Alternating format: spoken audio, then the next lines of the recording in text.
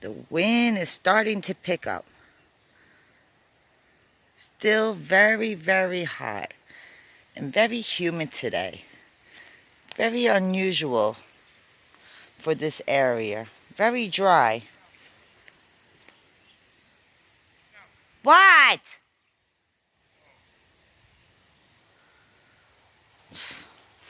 Been finding a lot of birds up in my cages. I came out here to check it. I had to turn them upside down because the birds, they keep on going in my cages out here, and I'm not sure how they keep on getting in. But definitely getting some wind now. Been expecting rain for the last 2 weeks. Dorian's has his own agenda.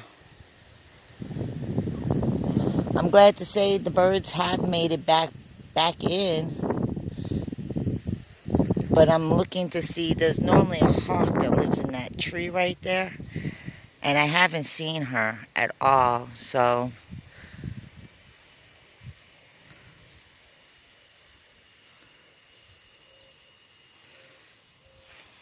I'm not doing a winter garden right now. Just my health issues and stuff going on. I got this is my oregano tree.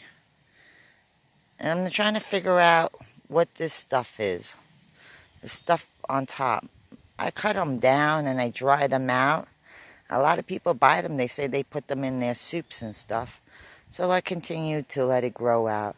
But I think the bees cross-germinated with my basil tree over there. And they also have the top parts. And there isn't any seeds on it. So I'm not sure. I don't see any seeds on them. Everything else I basically harvested down. And I think after the storm, we'll get our winter garden in. I'm starting them off with seeds, and I have them in the shed, giving them some extra coverage, growing ability, I guess you want to say.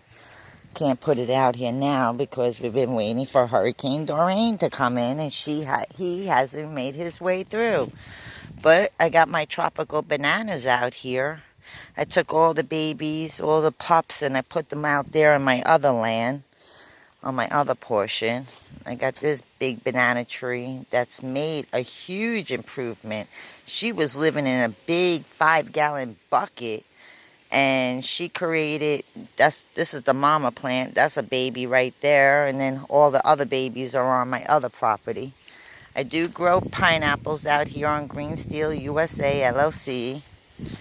And this is a pup that we separated. And hopefully by next year, in a couple of years, I have me some bananas on it. That's the ultimate goal. I use coffee grinds, eggshells, and banana peels. And I grind them all up together, and I keep it in a coffee container, and that's what I use for my natural fertilization. I just throw it on top of them, or I spread it around on the top part, so when it rains, it does go into the ground. And this is why this plant is so humongous so far, and she's only been in the ground since the beginning of summer. And then the last of my little plants growing here. They're so pretty. I'm not too sure what their names are because someone just gave me a whole bunch of seeds and I threw them in the ground. Didn't think how beautiful they was going to be. And currently right now we're just preparing for Hurricane Dorian. Everything we put inside. I don't think we're going to get a lot of wind. We might get heavy amounts of rain, but rain is always good. Got our rain barrels set up for capture. Comes right off the shed and collects in. Waiting for my cousin to come through so we could put the gutters up today. Hopefully we can get the gutters up in time. And then I've been just so sick, I'm battling with kidney stone and kidney disease that I really been neglecting my favorite vegetable, which now they're just too big to eat. We can't eat these. They become sour tasting. But some people do like the sourness. They put them in soups and stuff. But they're still growing full strong. And then we have a lot of issues with stink bugs out here. They're laying their nests. They're getting on people. And then people track them in the house. But this is a good hearty vegetable that should be picked at this size. This is a good size to take off. When it gets this big, they say is sour. But I told my neighbor she could come out here and pick them off the vine with a scissor, cut them down, and she's welcome to take them when I was in the hospital. But unfortunately, I guess she never came out, and this is what is going on now. But these were all little seeds. Like, the seeds were like this big. And look at the size of the stalk. This stalk is humongous for a little tiny seed. And I harvest some of them and I let them dry out. And I got a bunch of seeds already. I got about 600 individual seeds. Then next summer, I'll have my own seeds. And I just love coming out here now because you can see all the butterflies. They're molting in the ground. Look, they're out there molting. Let me see. Look, they're doing their thing. First time in life I ever seen it happen. They're getting ready to leave their babies and start a new life. I don't know if you can see them now. They're right there. I don't want to get up too close because they're doing their thing. Oh, butterfly. What is she doing? Where is she? Oh, she took off. They were doing their thing over there, and then they leave their little like little worms behind, and those become their babies. And I got these beautiful, I don't know what type of flowers these are, but they are so beautiful with the green on my landscape out here. It's so pretty, and I love just having so much stuff out here. And the birds, those are the mourning doves, and they're taking off. They're just leaving. They're just taking off. Birds no more. And then I have, it's hard to see. I don't know if you're going to see them. But I got woodpeckers up on that tree right there. I was very upset when we bought this land from the man. He cleared off all the trees. I wish he would have allowed us to choose what trees we wanted to keep or what. Because I love it for the wildlife. And this woodpecker, he's been working hard since last year. We bought this property. He basically terrorized the whole tree up. And I think he has a nest now in there. I'm not sure. I think he might have a nest in there, or it might be two. It might even have a baby in there. I'm not sure what he's doing. I come out here with my binoculars.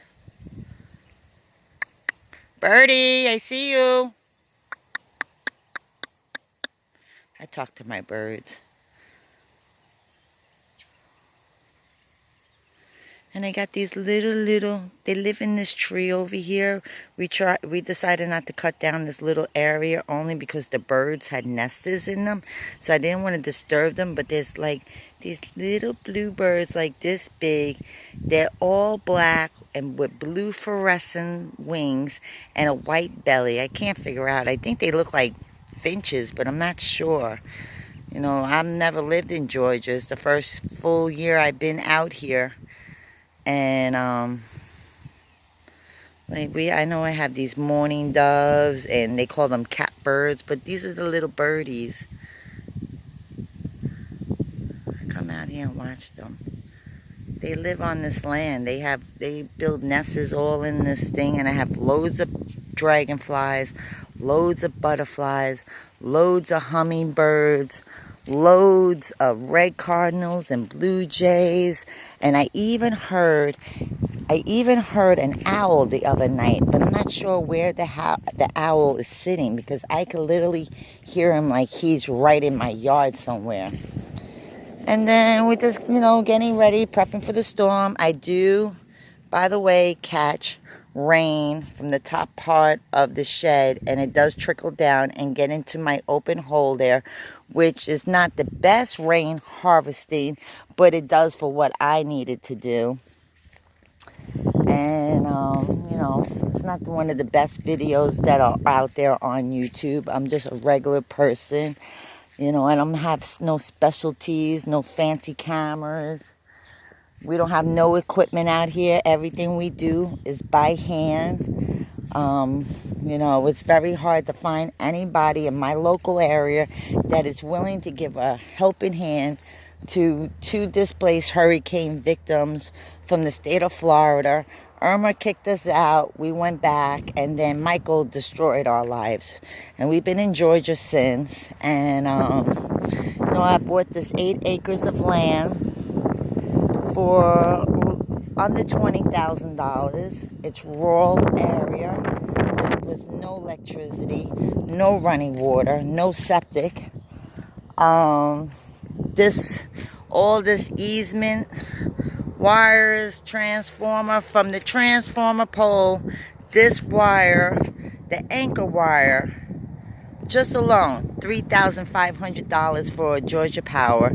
Never mind me getting my pole, plus what I needed to install on my pole was another $600. Plus, I had to get a licensed electrician who had a license number for the state of Georgia. So his fee of setting it up was another $600. So I was totally out of the hole for $5,000 just to get electricity on this property. And the loopholes I had to go through just to get that was ridiculous. Because I don't have a permanent house. I live in an RV, and the town refuses to give us electricity unless we have water and septic on the land. And unfortunately, I didn't have either or. I need the electricity for my business, for the grow lights, and I'm trying to get into microgreens and growing our bamboo. And, just going through it, but it's just very time consuming. And after I got sick, once I became sick, it